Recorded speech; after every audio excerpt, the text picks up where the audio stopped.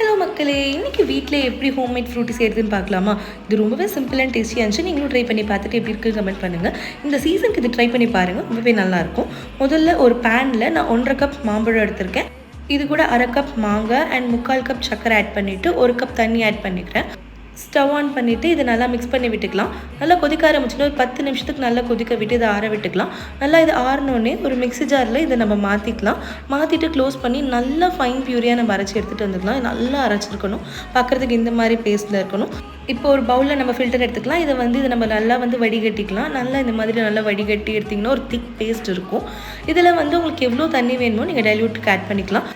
அது கூடமா கொஞ்சமாக லெமன் ட்ராப்ஸ் ஆட் பண்ணிவிட்டு நல்லா மிக்ஸ் பண்ணி ரெடி பண்ணிங்கன்னா சூப்பரான ஹோம்மேட் ஃப்ரூட்டி ரெடி ஆகிடும். நான் கூட இது எப்படி இருக்கும் டேஸ்ட் அப்படின்னு ட்ரை பண்ணி பார்த்தேன், ரொம்பவே நல்லா இருந்துச்சு. நீங்களும் ட்ரை பண்ணி பார்த்துட்டு எப்படி இருக்குது கமெண்ட் பண்ணுங்கள். உங்களுக்கு என்னோட வீடியோ பிடிச்சிருந்தா மறக்காமல் லைக் கொடுத்துட்டு சப்ஸ்கிரைப் பண்ணிக்கோங்க. தேங்க்யூ.